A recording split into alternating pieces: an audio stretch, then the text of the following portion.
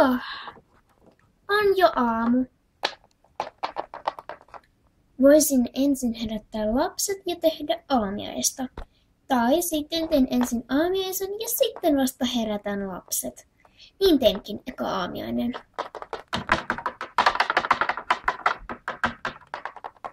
Lapset, herätys! Aamiainen on valmistaa. Äiti, oletko nyt aivan tosissasi? On kesäloman ensimmäinen päivä ja kello on jo 8. Siis on vasta 8. Ja sillä ole väliä, minkä aikaan teidät herätän. Tein jo aamiaista, koska lähden. Lähdet muka minne? Etkö muista, mitä sanoin eilen?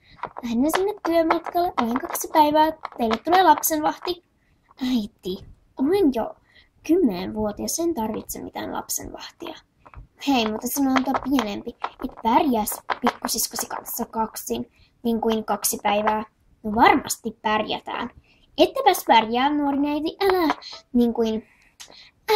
yhtään väitä, että olisit minua parempi.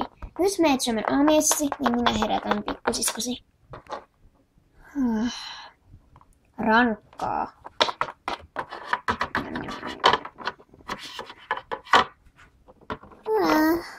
Huomenta, äiti. Huomenta, kuulemurusani. Muistatko, mihin lähden tänään?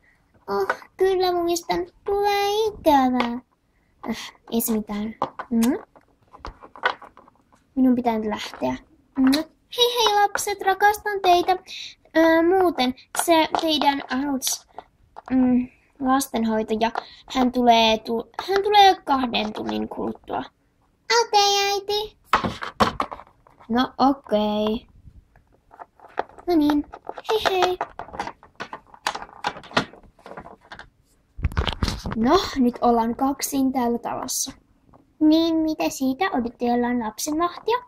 Ei, vaan tehdään kaikenlaista jännää. Mutta minkä ihmeen takia? Niin me saada tehdä mitään tuhmaa. Äitihän kieltäisi sen muuten. Sattuiko? Ei sen vähemmin. Hei, tehdään kaikkea, mitä me ei yleensä saada tehdä, kun äiti on paikalla. Ai niin kuin mennä katolle. Juuri niin. Tule. Perässä tullaan.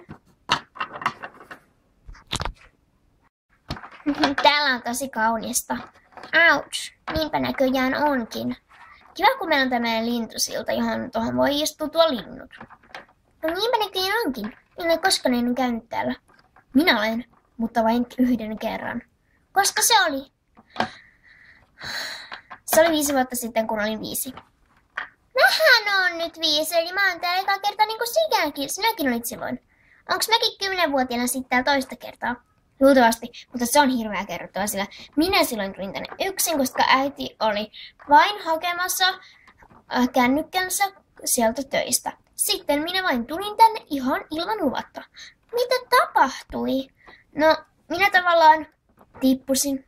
Siis ei mihinkään pahasti, siis minä menin tähän liusuun, mutta sain kiinni ja kiipesin myös, siis en tavallaan niin kuin tippunut. Sä näytit sen, olisit voinut äskenkin tippua.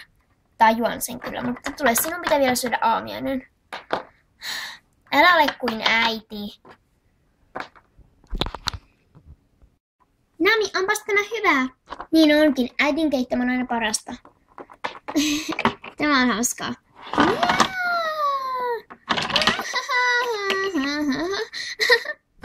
Hei, se on mun sänky. Älä riko sitä. En tietenkään. Mulla on tää rengaskeinu. Äitillä on toi banaanikeinu. Ei oikeastaan riippukeinu. Banaaniriippukeinu. Niin. Mitäs nytten tehtäisiin? En mä tiedä. Lapsenvahdin pitäisi tulla kohta. Pimpom! Sieltähän varmaan tuleekin. Menen avaamaan. Päivää, tulkaa sisään. Kiitos. Onpas mukavan näköinen koti. Ootko se meidän lapsenvahti? Kyllä. Olen teidän äitinne vanha paras ystävä. Mitä tapahtui, jos et ole enää vanhoita ystäviä?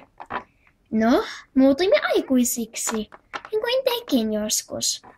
Ai 100 vuoden päästä. No ehkä nyt ei sentään. Minä menen tekemään teille aamiaista. Vai tekikö äitinne jo? Hän teki sen kiireellä aamulla. No hyvä on. Mitäs mä oikein voisin tehdä? No mä voisin vähän putsailla paikkoja. Ja vähän tutkia niitä. Mitäs tuolla ylhäällä on? Tämähän on aika vaarallinen paikka. Tuonne ette saa kyllä mennä. Käytin just siellä. Mitä? Tuosta pitää laittaa äitillenne. Miksi sä kerroit? Sori, en mä tiedä yhtään mitään.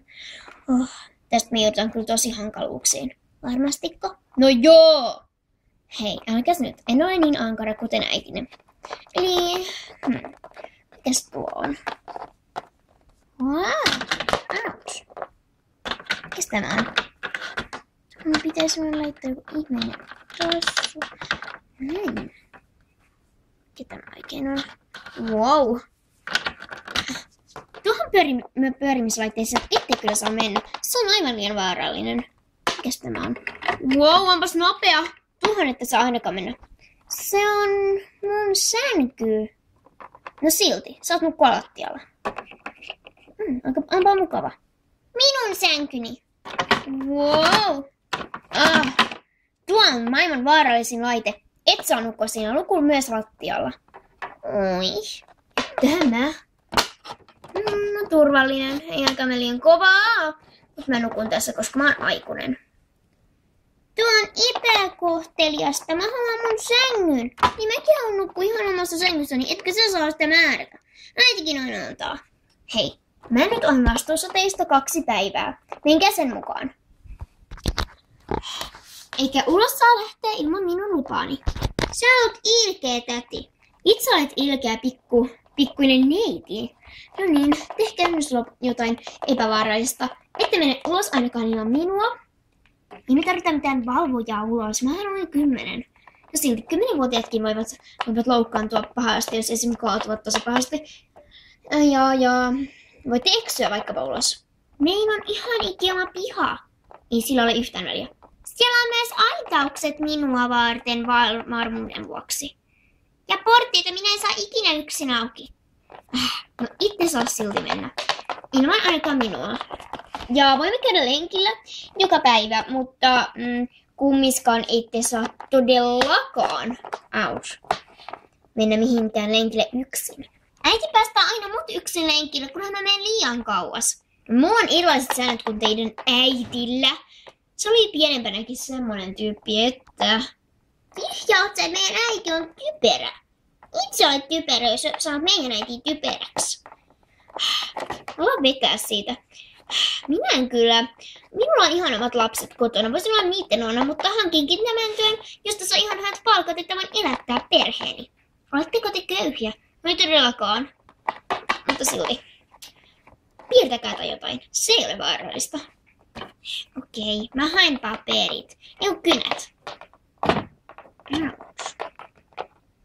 Minä sitten vaikkapa haen paperit. Hyvä, tehkää jotain epävaarallista. Minä menen päikkäreille. Ilkeä täti. Me joudutaan piirtämään. Onhan se ihan hauskaakin vaihteluksi. No joo, ei ole piirretty pitkään aikaan. Hei niin.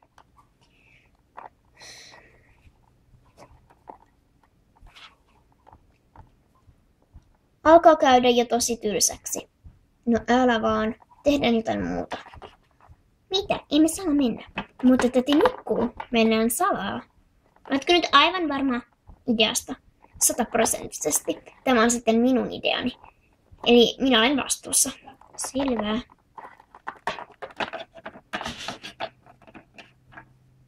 Odota minua.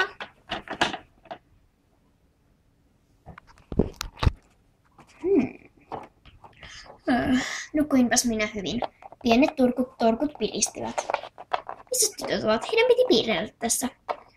Voi ei, he ovat varmaan täällä. Eivät. He ovat tuolla, eli he lähtivät ulos. Ilman minun lupaani. Tästä tulee kyllä vielä iso rangaistus. Hihihihi.